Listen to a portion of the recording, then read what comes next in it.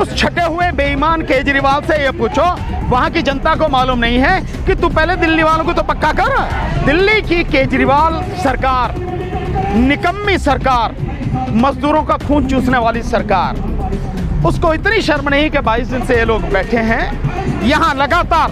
कितनी बड़ी संख्या इसमें महिलाओं की आप देखो, यहाँ से लेकर वहां तक, है ना। लेकिन यहाँ तक आके बोलने को, देखने को तैयार नहीं है, इनकी तनख्वाह देने को तैयार नहीं है। क्योंकि बीजेपी भी आरएसएस की टीम है, मेन टीम है, और केजरीवाल भी आरएसएस का आदमी है। आप बताइए केजरीवाल की पैदाइश कहाँ से है? अन्ना आंदोलन से। अन्ना किसका आदमी था? आरएसएस का। उस अन्ना आंदोलन में जितना भी पैसा, जितना भी मीडिया, जितने भी लोग किसके थे? आरएसएस के। तो उसकी पैदाइश है, और उसने कहा भी मैं तो जनसंघी हूं पुराना।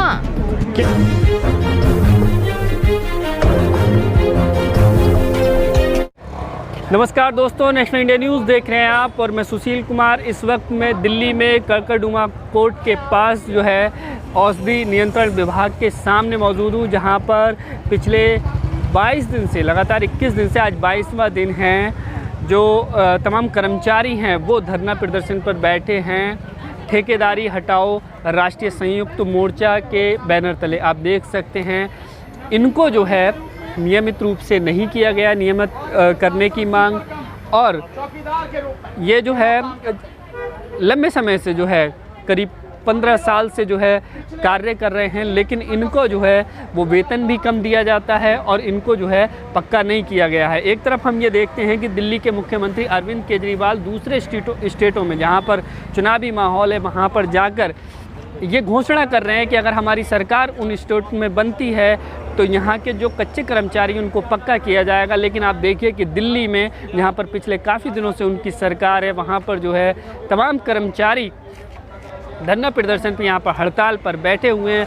हमने इस मुद्दे को लेकर के इस आंदोलन में शामिल हुए एडवोकेट भानु प्रताप जी से बात की और उनसे जाना इस पूरे मामले को लेकर के, और अरविंद केजरीवाल सरकार की जो नीतियां हैं उसको लेकर के उनकी क्या राय है। ये लोग दिल्ली गवर्नमेंट के अंदर जो डिस्पेंसरीज चलती हैं, उन डिस्पेंसरीज में काम करने वाले लोग हैं, ये नर्सिंग अर्दली हैं, और इसके साथ साथ स्वीपर कम चौकीदार, ये उस रूप में काम करते हैं। टोटल तकरीबन 600 के लगभग लोग हैं, 585 एग्जैक्ट जो वो है। इन लोगों को पिछले 3 महीने से सैलरी नहीं मिली है, जबकि इनसे इन्हें लगातार इनसे काम कराया गया। तो आप लोगों से काम करा रहे हो और उन्हें सैलरी नहीं दे रहे हो, तो ये बेकार प्रथा हो गई।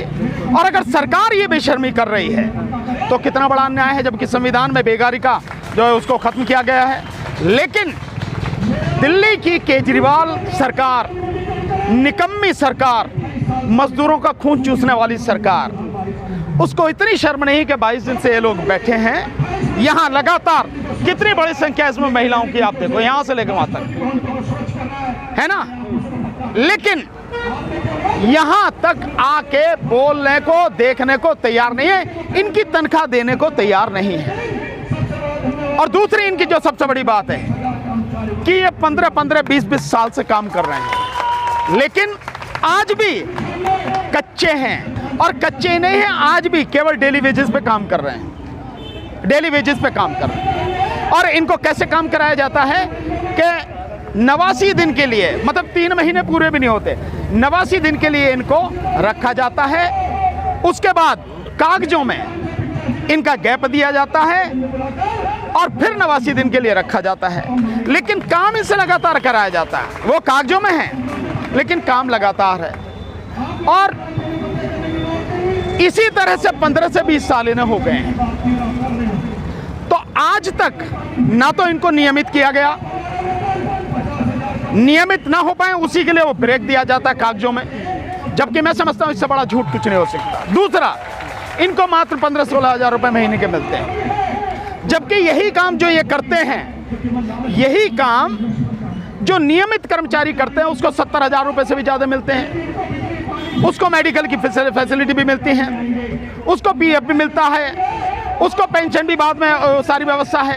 इनमें से किसी को नहीं है। और जबकि देश का जो संविधान है वो बाकायदा कहता है, राज्य के नीति निर्देशक सिद्धांतों में साफ कहा गया है कि समान काम के लिए समान वेतन मिलेगा। तो ये भी उसे 70,000 से ज़्यादा के हकदार हैं, वही काम करते हैं। और यही वो मेडिकल फैसिलिटी, हफ्ते में जो छुट्टी मिलनी चाहिए वो इनको भी मिलनी चाहिए। अगर ये छुट्टी लेते तो इनकी तनख्वाह काटी जाती है। इसके अलावा पीएफ वगैरह जो होता है वो इनका नहीं होता, ग्रेचुइटी वगैरह वो सारी चीज़ें, और पेंशन का तो मतलब ही नहीं है। तो इसी तरह से लगातार इनसे 15-20 साल से काम कराया जा रहा है और ये दिल्ली सरकार के अंतर्गत है। और दिल्ली सरकार का मुख्यमंत्री जितने गला फाड़ फाड़ के कहा जब शुरू में आया था कि मैं जितने भी कच्चे हैं उनको पक्का करूंगा और पक्का करके लोगों को बेहतर जिंदगी जी सके, मैं ये मैं काम करूंगा, और आज सुनने को तैयार नहीं है। और 22 दिन से ये लोग धरने पर बैठे हैं, कोई सुनवाई नहीं किसी भी तरह की। तो इसीलिए ये धरना लगातार चल रहा है। और एक और जो सबसे बड़ी बात है जो आप देख रहे होंगे कि सरकार ढोल पीटती है कि हम लोगों के भलाई के लिए काम कर रहे हैं, लोगों का जीवन इस तरह रहे, ये कहाँ जाएं? ये सारे के सारे, इतनी बड़ी संख्या इसमें महिलाओं की है, इनको पक्का क्यों नहीं किया जाता? जबकि ये जो आते हैं ये इसेंशियल सर्विस यानी जरूरी जो सेवाएं हैं राज्य के अंतर्गत उसमें आते हैं। मेडिकल फैसिलिटी, मेडिकल में आते हैं, तो शिक्षा हो, मेडिकल हो, सुरक्षा हो, ये सारे वो डिपार्टमेंट है जो इसेंशियल उसमें आते हैं, ज़रूरी उसमें, ज़रूरी सेवाओं में। इनके लिए किसी भी हालत में कच्चे या डेली बेसिस पर होने का मतलब नहीं, इनको पक्का ही होना है। संविधान में व्यवस्था है और सुप्रीम कोर्ट बार बार इस बात को कहती है, लेकिन अभी तक हुए नहीं। ये आंदोलन लगातार चल रहा है। केजरीवाल मॉडल की चर्चा करी जाती है। अभी दूसरे राज्यों में सरकार चुनाव है, वहाँ केजरीवाल जाके कह रहे हैं कि अगर हमारी सरकार बनेगी तो यहाँ जितने कच्चे कर्मचारी हैं उनको पक्का किया जाए। भाई उस छठे हुए बेईमान केजरीवाल से ये पूछो, वहाँ की जनता को मालूम नहीं है कि तू पहले दिल्ली वालों को तो पक्का कर।